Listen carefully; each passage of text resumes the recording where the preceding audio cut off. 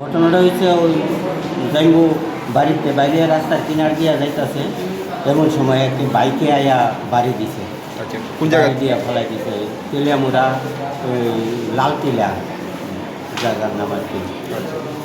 লালটিলা বাড়ির পাশে রাস্তা দিয়া যাইতেছে, এমন সময় ট্রাইবেল ছেলে দুইটা অল্প বয়সের, তাদের 18 বছর হয়নি, এই দুইটা ছেলে বাইকে আয়া বাড়ি দিছে, বাড়ি দিয়া ফেলাই দিছে।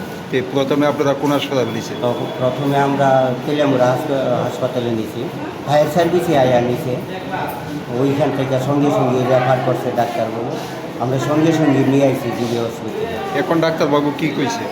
এখন তো ডাক্তারবাবু একদম 90% নাই পেয়ে দিছে।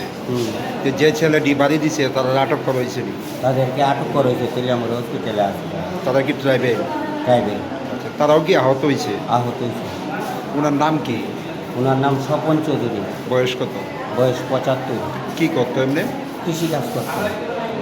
বাড়িটা কোন জায়গায়? বাড়ি তেলিয়ামুড়া মরচরা লালটিলা গ্রামের নাম।